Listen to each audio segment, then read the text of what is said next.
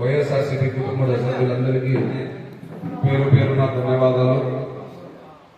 ముఖ్యంగా print and electronic media YouTube సోదరులందరికీ నమస్కారం. ముఖ్యంగా ఈ ప్రెస్ మీట్ పెట్టడానికి కారణం ఏమంటే, ఏదైతే కూటమి ప్రభుత్వం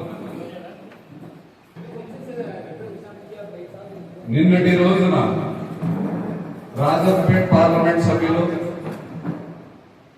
మిథున్ రెడ్డి అన్న గారిని లేని ఒక కేసుని బూచిగా చూపించి అరెస్ట్ చేయడం అనేది, ఈ అరెస్ట్ ని వైఎస్ఆర్సీపీ పార్టీ తరఫున మేమందరము ఖండిస్తున్నాం. ఎందుకంటే లిక్కర్ స్కామ్ అనేది ఎక్కడా లేదు. ఈ లిక్కర్ స్కామ్ అనేది కేవలం కూటమి పెద్దల యొక్క నిర్ణయం మాత్రమే. కూటమి పెద్దలు గడిచిన 13 నెలల కాలంలో మాజీ ముఖ్యమంత్రి వర్యులు వైఎస్ఆర్సీపీ పార్టీ అధినేత వైఎస్ జగన్మోహన్ రెడ్డి గారి పర్యటన ద్వారా వస్తున్నటువంటి ప్రజా అభిమానాన్ని జీర్ణించుకోలేక వైఎస్ జగన్మోహన్ రెడ్డి గారిని ఇబ్బంది పెట్టాలా, వైఎస్ జగన్మోహన్ రెడ్డి గారి చుట్టూ ఉన్నటువంటి కోర్టుని ఏదో ఒక కేసు పెట్టి లోపలికి పంపేయాలా అనే ఉద్దేశం తప్ప లిక్కర్ స్కామ్ జరిగినట్లు ఎక్కడ ఆధారాలు లేవు. లిక్కర్ స్కామ్ ద్వారా ఏదైనా డబ్బు వచ్చిందంటే ఎక్కడ 1 రూపాయి కూడా ప్రభుత్వం పట్టుకున్న దాఖలాలు లేవు. లిక్కర్ స్కామ్ ద్వారా ఎక్కడైనా నిధులు మళ్లించారా అంటే దానికి కావాల్సిన ఆధారాలు కూడా చూపలేని పరిస్థితిలో ఈ రోజు ప్రభుత్వం ఉంది.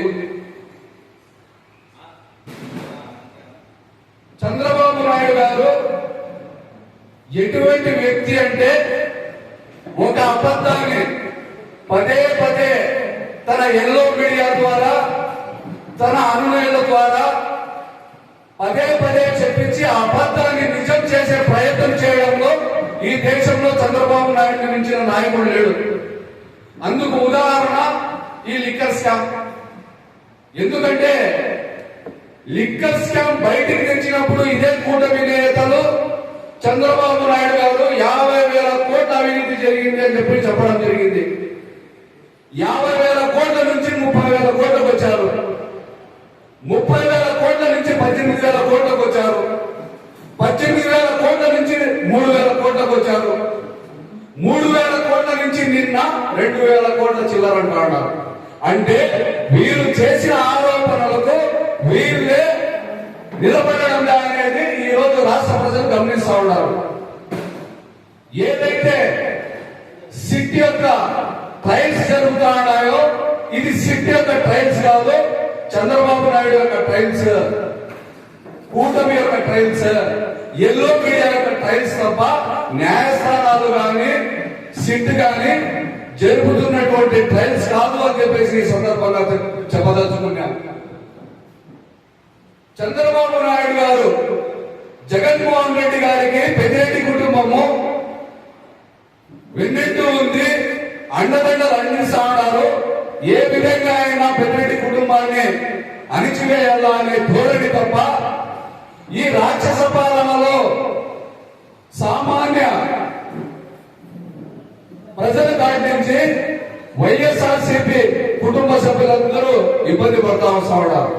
ఈ రెడ్బుక్ రాజ్యాంగం అని చెప్పేసి లోకేష్ బాబు ఏదైతే ముందర పెట్టుకున్నాడో, ఈ రెడ్బుక్ రాజ్యాంగంలో ఉన్నటువంటి పేర్లను ఏదో విధంగా అక్రమ కేసులు, తప్పుడు కేసులు పెట్టి వాళ్ళని ఇబ్బంది పెట్టాలా అనే ధోరణి తప్ప లిక్కర్ స్కామ్ లో ఎటువంటి ఆధారాలు లేకపోయినా మొన్న చెవిరెడ్డి భాస్కర్ రెడ్డి గారిని కానివ్వండి, నిన్నటి రోజున మిథున్ రెడ్డి అన్న గారిని కానివ్వండి, ఆధారాలు లేని కేసులు చూపించి జైలుకు పంపించి సునకానందం పొందుతున్నటువంటి కూటమి పెద్దలు ఇప్పటికైనా ఆలోచించాలా.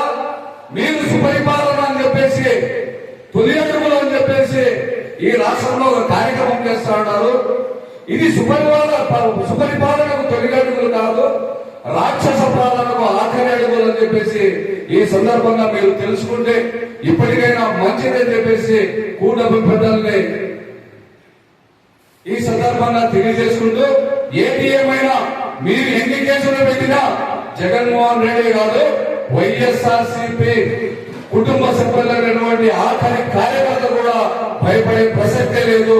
మీరు ఎంత వైఎస్ఆర్సీపీని అణిచివేతకు గురి చేయాలని చూస్తారో అంత పెద్ద ఎత్తున వైఎస్ఆర్సీపీ ధైర్యంగా మీ అరాచకాలను అడ్డుగా నిలబడి పోరాడాలని చెప్పేసి ఈ సందర్భంగా తెలియజేస్తూ, అదేవిధంగా నిన్న మొన్న గాలి భానుప్రకాష్ రెడ్డి చేసిన వ్యాఖ్యలు రోజమ్మ మీద ఒక మహిళని చూడకుండా ఒక మహిళకు మాట్లాడడం జరిగింది. గతంలో భువనేశ్వరి గారిని మాట్లాడినప్పుడు ఏవైతే నోరు వేశాయో ఆ నోరు ఇప్పుడు ఏమయ్యాయని చెప్పేసి పత్రికాముఖంగా ప్రశ్నిస్తా ఉన్నా. భువనేశ్వరమ్మ గారి అప్పుడు జరిగింది తప్పు అయితే రోజమ్మ గారి మీద ఇప్పుడు చేసిన వాక్యం తప్పు కాదా అని చెప్పేసి సైకో ఏదైతే సైకో మీడియా ఉందో, పేటిఎం బ్యాచ్ ఉందో వాళ్ళు గ్రహించాలని చెప్పేసి ఈ సందర్భంగా తెలియజేస్తూ, మా ఎంపీ మిథున్ రెడ్డి గారి అరెస్టును కగిరి నియోజకవర్గ వైఎస్ఆర్సీపీ పార్టీ తరఫున ఖండిస్తా ఉన్నాం. ఇది ఒక బ్లాక్ డేగా అభివర్ణిస్తా ఉన్నామని చెప్పేసి తెలియజేసుకుంటూ ఈ అవకాశం ఇచ్చిన పెద్దలందరికీ ధన్యవాదాలు.